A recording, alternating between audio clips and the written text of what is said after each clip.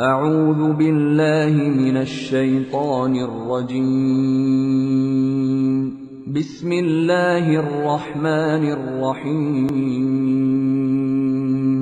الحمد لله رب العالمين الرحمن الرحيم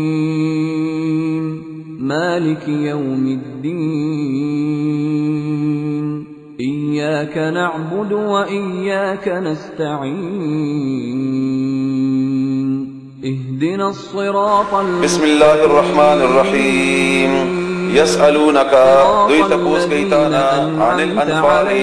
دا انفال مبارکی انفال دا نفل جمع دے اضافی عمل دویلے کی چکم دا اللہ تعالی طرفنا پتا بندے بوجھ شوے نوی او تیق پلی خوخ بانے قید دویلے کی نفل لفظی معنی اضافی قلت ورتو آیا الانفال دا انفال للہ اللہ دا پارا دی والرسول پیغمبر دا پارا فاتقوا اللہ دیتا ویلے کی سورة الانفال دا انفال سورت او دا انفال تا اشارہ دا بیت المال تا زکا چی بیت المال دا اغا مال غنیمت اغا مال چی پا جنگ کی حاصل شی مسلمانانو تا کافرونا دیتا ویلے کی غنیمت غنیمت دا اللہ تعالی طرفنا یو اضافی امداد دے مسلمانانو سرا زکا اللہ تعالی دا انفال ویلی دی زکا دا اللہ تعالی انفال ویلی دی دا سورہ دی انفال بارے کی دا جنگ بدر بارے کی دیکھ خاص مضمون دے آگے بارے کی ماتاستا قصہ بیانا کڑی وا ندی وجنہ دا آگے قصے بانے اغمر وقت بیانا لگاو تم نتاسو دا دی آگا حالت یاد وساتی چھ رسول اللہ صلی اللہ علیہ وآلہ وسلم دیار لسکالا پا مدینے کے دعوت کار اکو آخری درے کالونا انتہائی مشکل ہو فا اغ وقت کی رسول اللہ صلی اللہ علیہ وسلم تا دا تلاش ہو چی چرت منگا تا دا سی یو قوم یا کل یو قبیلہ ملاو شی چی علتا کی منگا آسان سرا دا اللہ تعالیٰ دا غدین او دا نافذم کو دا اللہ تعالیٰ احکامات امنو چنانچہ رسول اللہ صلی اللہ علیہ وسلم طائف تلاڑو ناکام شو ہم دا غرنگی نور نجدی علاقو تا آخر با رسول اللہ صلی اللہ علیہ وسلم ہر ملی تا دا حج پا مکی باندے کل مچے بہر نب خلق راتلل اغیس رب ملاوی دل مدینین تا خلق راغلیو او دا تقریباً دا پنزہ او یا کسانو دا اغی مشرانو اغی سر رسول اللہ صلی اللہ علیہ وسلم ملاو شو اغی تے دعوت ورکلو او اغا دعوت رسول اللہ صلی اللہ علیہ وسلم چکم ورکڑے اغی قبول کو او دلتا باقاعدہ اغی سر معاہدہ شولا او دے دعوت اغتا معاہدی تا بیعت عقبہ وی او دا پٹا شیوہ دا قریشونا چی دا خبر نشی نو رسول اللہ صلی اللہ علیہ وسلم تا اغی دعوت ورکو چی تراش مدینی تا او رسول اللہ صلی اللہ علیہ وسلم تا تلاشم ہم دکو چی دا غسی زی مونگتا ملاوشی چالتا مونگا اللہ تعالیٰ دا احکامات پا خیر طریقے سر نافذ کو دا اللہ عبادت مونگا کو چنانچہ اغی سر معاہدہ شولا کلا چی معاہدہ کی دا نو دوی دیر دقم چی دی کی خبرو کون کی وہ دیر مؤثر انداز کی اگوی خبر اوکللا چی مونگا بستاد زان مال دا مونگا ساتو دا حفاظت بکو پا دے کی یو کشر نوجوانو آغا پا دی پینزو آیا و کسانو کیو آغا پاسی دو چی دا کم سڑی سر چی تاسو معاہدہ کوئی تاسو پا دے پوئی گئی دا کما معاہدہ دا یعنی دا خو تاسو ټول عربو ته د جنگ دعوت ورکوي او د دې واځ وړ ګرانه خبره اسانه خبره نه ده په دې پوي کاسي جذباتو کې راغلی نو هغه کې یو کس پاتې دو رسول الله صلی الله علیه وسلم نه پوښتنه وکړه چې یا رسول الله مونږه باندې څه ذمہ داری ده هغه ورته فرمایل چې زما ځان او زما د غدین دغه دعوت د دې به داسې حفاظت کوي لکه څنګه چې تاسو د خپل ځان حفاظت کوي وای ټیک شو بدل بچي وای بدل کې به جنت دي وای مونږ ته منظور ده بس دا معاہدی خلاصہ داوا مونږ بستا حفاظت کو د خپل ځان غونډه لکه څنګه چې د ځان کو او دې بدل کې به مونږ ته الله تعالی جنت راکړي او دا دوه قبیلې وي او سو خزرج په نوم باندې او دې باقاعده تیار وو دې خبره ته د جنگونو نه تنگ شویو چې مونږ دواړه متفق شو په یو امیر باندې او هغه امیر مونږ ته د مدینه بادشاہ جوړ شي او مونږ د جګړه ختم شي عبداللہ ابن عبید منافقین سردار دیتا تیار کرے ہو چی دے وہ بادشاہوی تاج و تخت موتا جوڑ کرے ہو خوچ رسول اللہ صلی اللہ علیہ وسلم را گئے نو دا خلق پر رسول اللہ صلی اللہ علیہ وسلم نے متفق شول او عبداللہ ابن عبید پا عمدی بنیاد باندے دا دی مخالف شو خوخکار ایمان ذکر آور چی دینا بغیر بلا چارہ نوا بلا غی نوا نو دا دا صورت انفال دا چکل رسول اللہ صلی اللہ علیہ وسلم بیا مدینی تا تشریف ویوڑو پا پٹا پناہ باندے او کله چتلو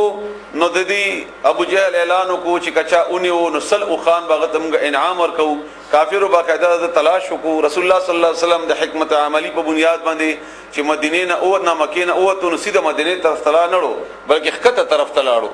او بیا الته په یو غار کې پناه واغستا بیا د هغه یو کس پیدا وکړ داسې چې هغه به نقش قدم باندې باقاعده تلو او سیده به ځان رسولو چنانچه رسول الله صلی الله علیه وسلم په خپو باندې هغه لاړو اے هغه غار ته ورسېدو چې کوم ځای کې رسول الله صلی الله علیه وسلم ال تعالی هغه غلاره خطا کړه بیا چې غي چرته دي د دې خبرې هغه رسول الله صلی الله علیه وسلم ابو بکر صدیق رضی الله تعالی عنہ واورېدي ابو بکر صدیق په دې وخت کې رسول الله صلی الله علیه وسلم ته ویلي چې دا خلک مونږه گیر کې کومګه وګوري باقاعده دې پونډي غیلې دي دا کوم چې دی لاندې په کوم غار کې رسول الله صلی الله علیه وسلم ته جواب ورکړ چې یریګما لا تحزن تغم کوا مونږ سره الله دې دغه خلکو بارک استاڅ خیال دي چې هغه ودی او دریا مر سره الله تعالی چنانچه الله تعالی دوی ته تنظیم وکړو په دې غاړې د جال باندې باقاعده جولاګي دا کوم چې مونږ ورته خپل ژبه کې بل تاسو د پیښور خلک جولاګي ورته وایي هغه ورته غنه تاسو ورته وایي داغه جال ورته بیا وکړو چې هغه شک شو چې دې کې اډو څوک نه نوتی نه دي بهر الله تعالی بچ کړ لاړل ته چې کله الله لاړل نو دې کافرو د دې مدینه او د رسول الله صلی الله علیه وسلم د ختمولو لپاره باقاعده بندوبست کولو چې مونږ دا د بیخ بنیاد نه ختم کو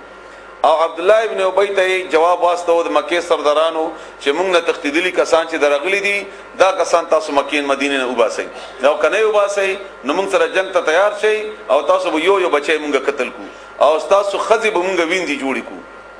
تاسو خزي به موږ ویندي جوړی کو همدارنګه د مدینه سردار سعد بن معاذ راغلو مکه ته او دلته طواف کو ابو جهل ایثار کړو ورته ویل کته د امیہ بن حلب د هغه کې نه وې ملمستی کې نه وې نو ما به تدل ته مړ کړې وې او تا موږ خلک درغلي تاسو پناه ورکړه زموږ دشمنان دي نو هغه ورته جواب کې سعد ورته فرمایل په جواب کې چې ټیک ده ته موږ به ایثار کې د مکې نه خو تاسو لار خو به موږ ده کنه د شام نه چې تاسو قافلې راځي په موږ باندې لار ده نو تاسو موږ دلته ځوندینه چې پاتې کېدل چې موږ در باندې لار بند کو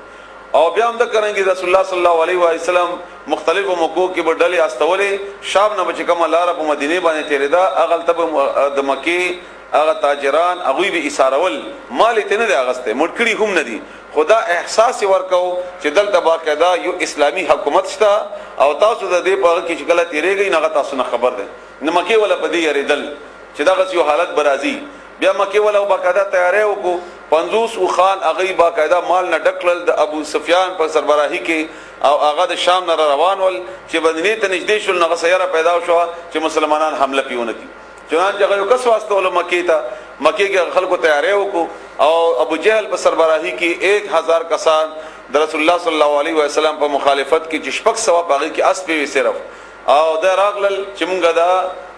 دا غ خلاصو د قافله او رسول الله صلی الله علیه وسلم وته د قافلې د پاره او دوړو بیا په لار کې فیصله وکړه ابو جهل د خپل د تکبر او د غرور په بنیاد باندې رسول الله صلی الله علیه وسلم د الله تعالی د حکم په بنیاد باندې چې دلته جګړه او ضروری ده چې پته ولګي چې حق ثابت شي او دا کفر چې کوم نه دا ختم شي او آینده د پاره هم کافر او یا نور قوتونه په دې باندې پوي شي چې دلته باقاعده اسلامي سټیټ یا اسلامي ریاست قائم شوه ده چنانچه د دې به جګړه وشوله هغه جګړې تفصیل ما تاسو ته بیان کړو د دې خبرو هغه بیان ده په دې سورته انفال کې دې سورته انفال کې موقع کې چې کوم ځای کې خبره راځي هغه به تاسو ته بیا کوم ان شاء الله هغه باندې تاسو پوهیږئ او چې کوم وخت کې جنگ بدر کې دوه هغه ورځ د رمضان ولسم تاریخ وو 17 رمضان هغه ورځ او اوسم رمضان دی الحمدلله نو تاسو واورئ يسالو هغه وخت چې کله جګړه وشوله غنیمتونه خو د تقسیم باقاعده د الله طرف نه خبره نه وراغلی نو دیو چې د مسلمانان په درې ډلو کې تقسیم شو یو هغه چې هغه باقاعده میدان کې جګړه کړې و یو هغه چې هغه د کافرو پسې منډه وهلې و مزل پسې کړو دویمه دریمه غډله و چې د رسول الله صلی الله علیه وسلم دغه خیمه حفاظت کړو نو دا جګړه کې غنیمت خو د لاندینی میدان ولا او ته ملاو شو دی ویل دا زمونږه حق ته مونږ نیولې دا دوه ته تاسو حق به کې نشته هغه ویل موږ ټول به کې شریک یو او الله ورته ویل چې نه دا څه نه ده داغي تربيت کوي الله تعالی داغي باره کې الله فرمایي چې دا څه خبره نه ده تاسو او الله تعالی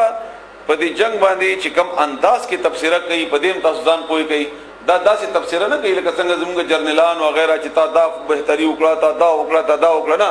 دا الله دې او د مسلمانانو او د خپل بندگانو تربيت کوي نو هغه ته دغه کمه کوي دلته مدا کمه او دلته مدا کمه او دیو جن تاسو تربيت وشي او د الله تعالی د دین لپاره چې تاسو کم سپایتوب ځان لپاره خوښ کړی دی چې تاسو صاف سترې اوس تاسو واورئ یسالونک دوی تپوس کیتانا عن الانفال د غنیمتونو په باره کې اضافي مال یعنی غنیمتونه مراد دلته